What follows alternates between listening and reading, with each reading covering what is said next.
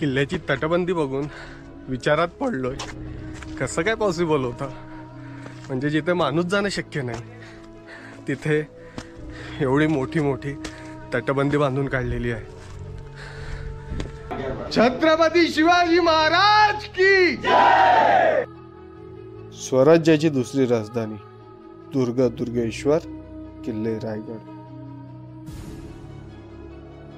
सभासद बखर म्हणते, राजा खासा जाऊनी पाहता गड बहुत चकोटा.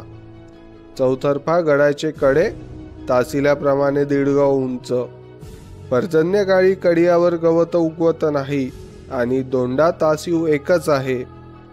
दौलताबाद पृथ्वीवर चकोट गड खरा, परंतु उंचीने थोडका.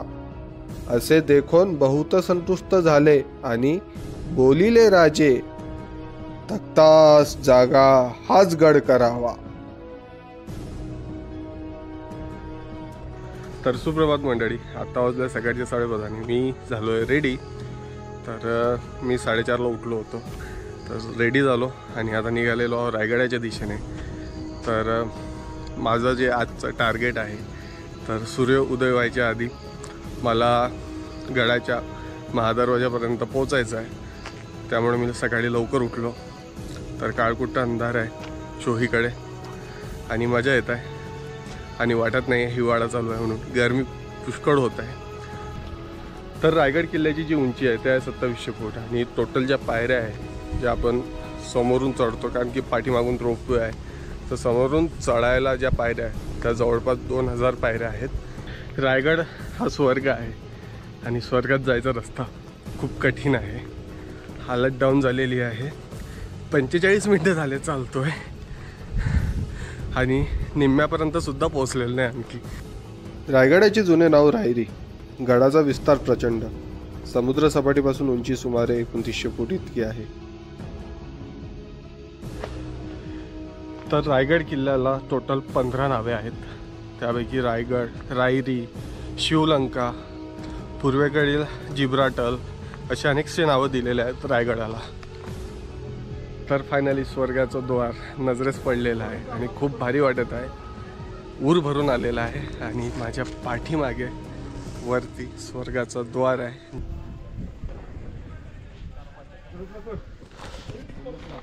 तर माझ्या पाठीमागे आहे स्वर्गाचा महादरवाजा आणि आता आपण जाऊया वरती.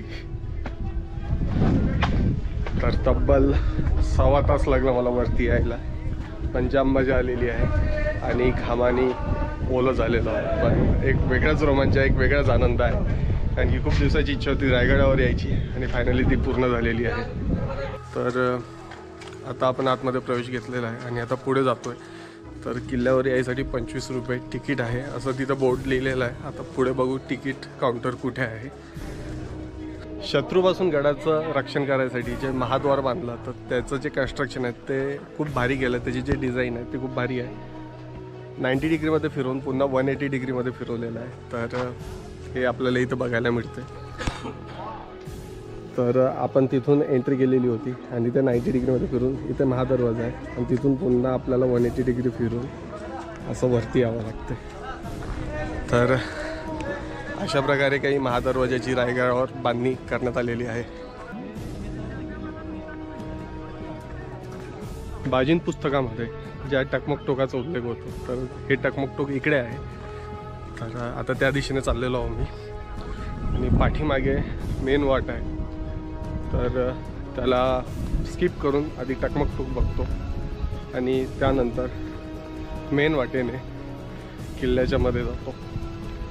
तर रस्त्यात मला खूप मोठा पिण्याच्या पाण्याचा तलाव किंवा टाका हे सुद्धा दिसलं.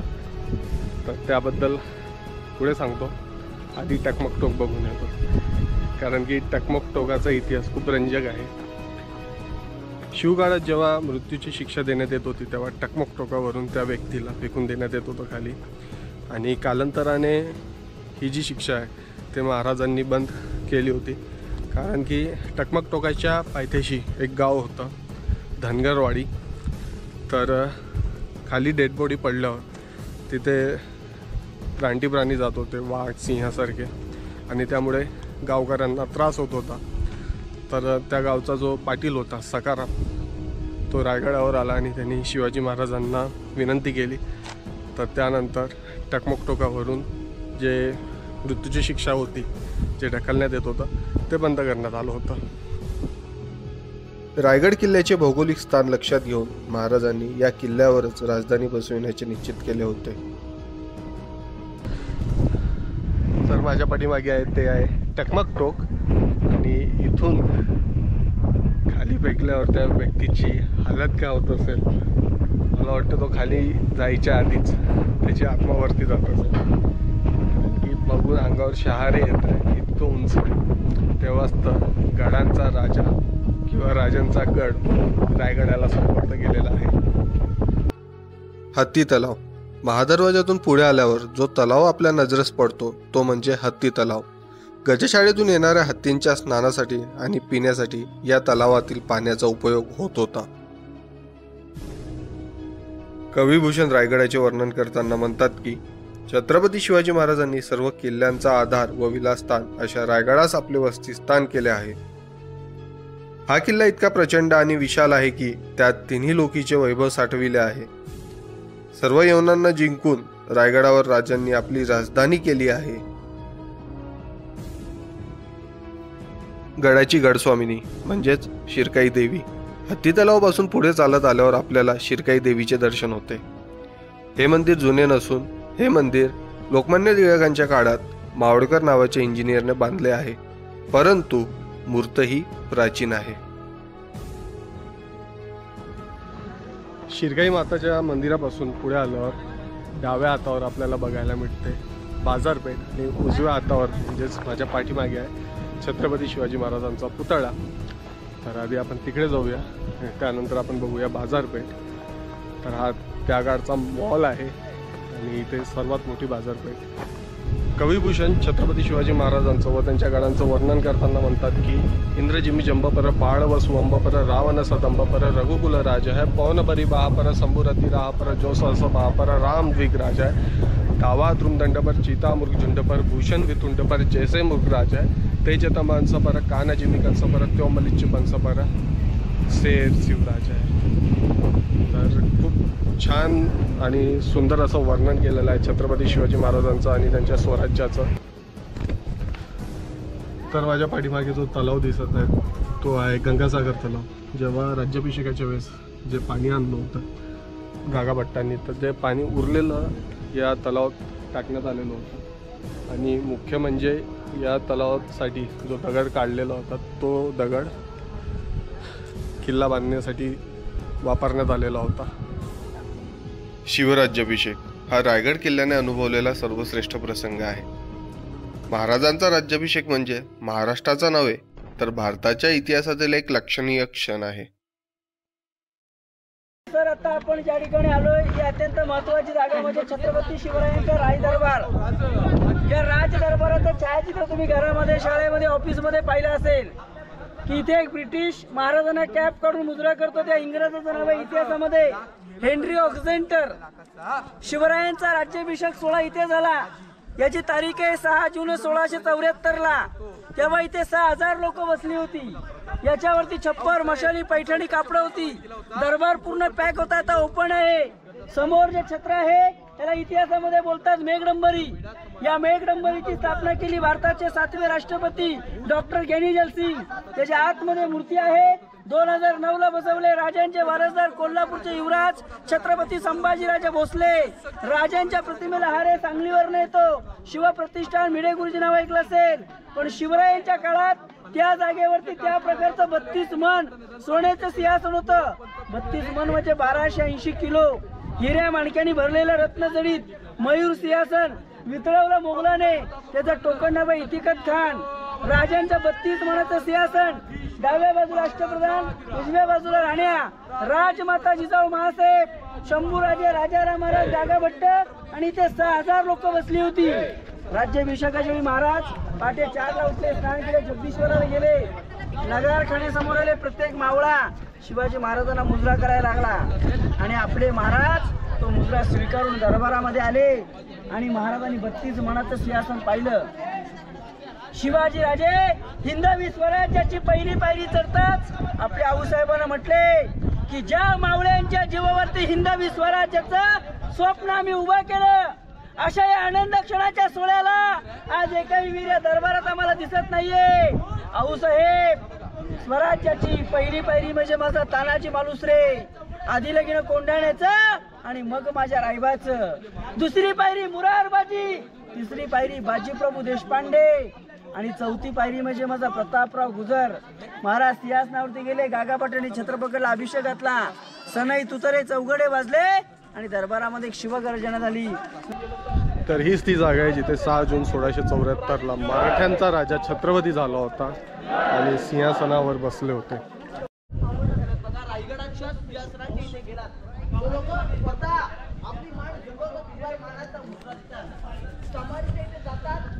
तर राजसभेच्या पाठीमागे आहे राजवाडा, जिथे छत्रपती शिवाजी महाराज राहत होते. तर इथे ती इमारत होती. हा आयतकृती वट्टा आहे. तर इथे 2 मजली राजांचा महाल होता असं इतिहासकार सांगतात.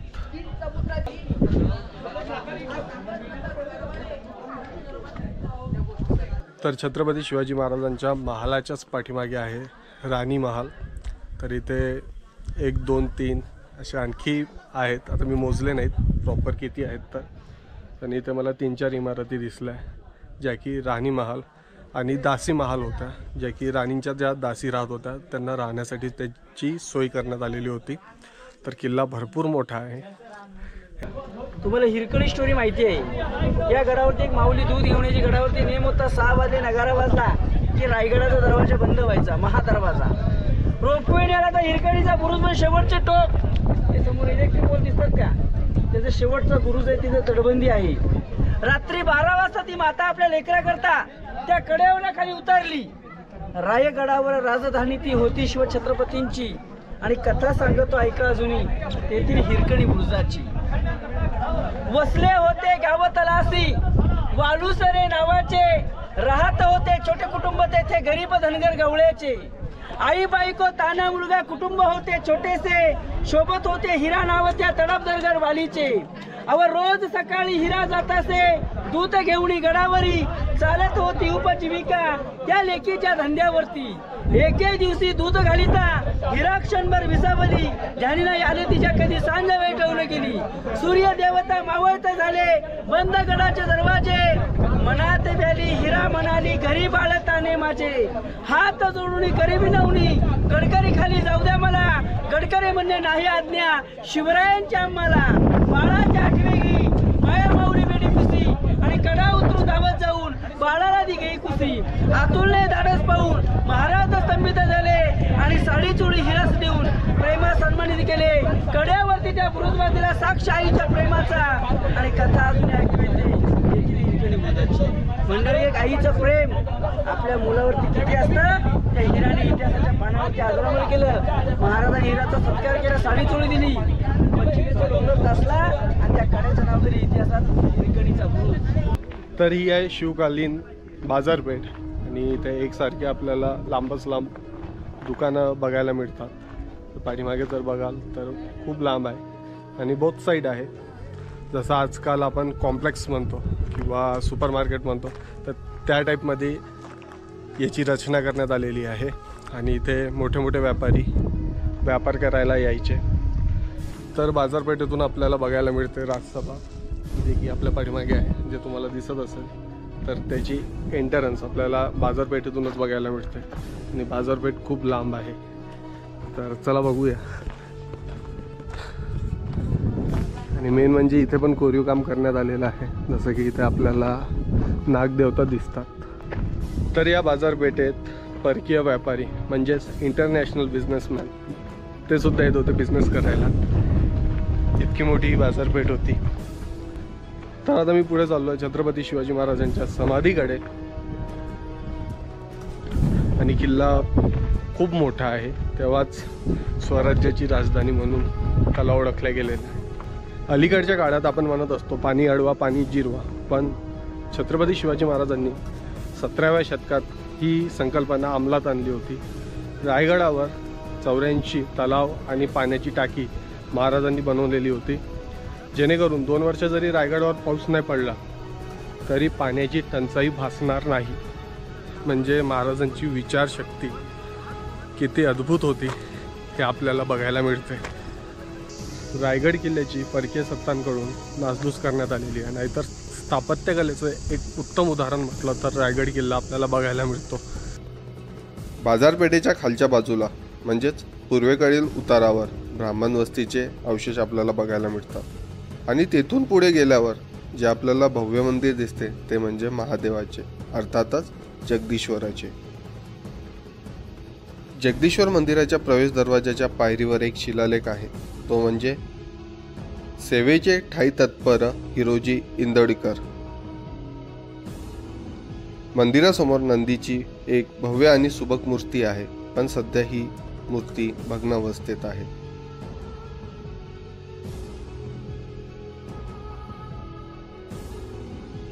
जगदीश्वराच्या मंदिराच्या आत प्रवेश केल्यावर आपल्याला बघायला मिळतो भव्य सभामंडप, आणि याच सभामंडपाच्या मध्यभागी आहे भव्य कासव. तर गाभाऱ्याच्या भिंतीच आपल्याला मारुती रायाचे दर्शन होते. तर गाभाऱ्याच्या आत आहे जगदीश्वराची म्हणजेच महादेवाची पिंड, जिथे छत्रपती शिवाजी महाराज नित्यनियमाने दर्शन घ्यायला येत होते. मंदिराच्या पूर्व दरवाजापासून थोड्या अंतरावर जो अष्टकोनी चौथळा दिसतो तीच आहे छत्रपती शिवाजी महाराजांची समाधी. सभासद बखरमध्ये क्षत्रिय कुलावतंस श्रीमंत महाराजाधिराज छत्रपती शिवाजी महाराज यांनी 3 एप्रिल 1680 रोजी देहाचा त्याग केला आणि ते अनंतात विलीन झाले. आणि महाराजांच्या समाधीच्या पाठीमागे आहे त्यांच्या वाघ्या कुत्र्याची समाधी. इतिहासात असे म्हणतात की छत्रपती शिवाजी महाराजांच्या अंत्यसंस्काराच्या वेळी त्यांच्या वाघ्या नावाच्या कुत्र्याने सुद्धा आगीत उडी घेऊन स्वतःचा देहत्याग केला होता. तर हे आहे पप्पू दादा, ज्यांच्या हॉटेलमध्ये मी काल थांबलेलो होतो, आणि ते प्रोफेशनली गाईड पण आहे. पप्पू दादाला तुम्ही कॉन्टॅक्ट करू शकता. तर त्यांचे सगळे डिटेल्स जे आहे ते मी डिस्क्रिप्शन बॉक्समध्ये देतो आहे, आणि एकदम अफोर्डेबल प्राईसमध्ये तुम्हाला हिरकणीवाडीमध्ये राहायला पण भेटेल, आणि तिथेच तुम्हाला गाईड पण मिळून जाईल. तर फायनली रोपवेचं तिकीट काढून घेतलेलं आहे. 200 रुपीज वन साईड आहे, आणि जर तुम्ही अपडाऊन करत असेल म्हणजे खालून वर आणि वरून खाली येत असाल तर 310 रुपये पर हेड आहे. आणि आता मी वन साईड चाललो तर त्यामुळे मला 200 रुपये पे करावं लागत आहे, पण वर्थ इट आहे. कारण की सकाळी मला अनुभव घ्यायचा होता रायगड चढायचा, तर मी तो अनुभव घेतला, आणि आता मला रोपवेचा अनुभव घ्यायचा आहे, तर त्यामुळे मी रोपवेचा सुद्धा अनुभव घेणार आहे.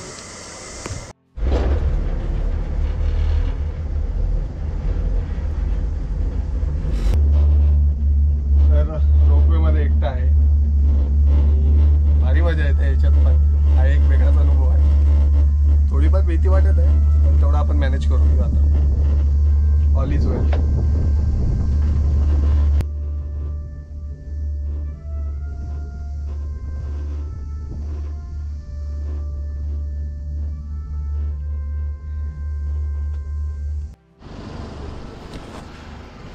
तर फायनली पायथ्याशी आलेलो, आणि तेवढ्या वरती आहे रायगड किल्ला.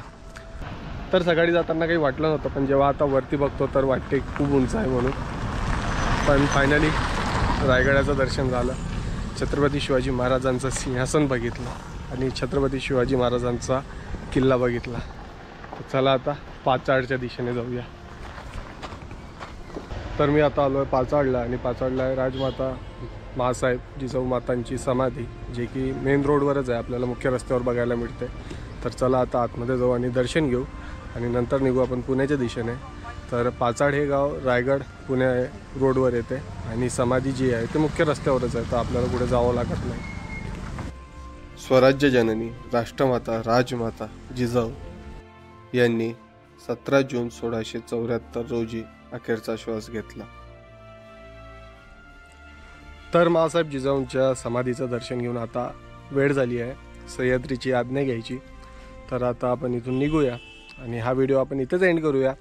पण स्टे ट्यून, कारण की आता 3रा व्हिडिओ लवकरच येईल, जो की राहील पाचाड ते अहमदनगर, जो की आपला मोटो व्लॉग राहील. तर चला आता निघूया.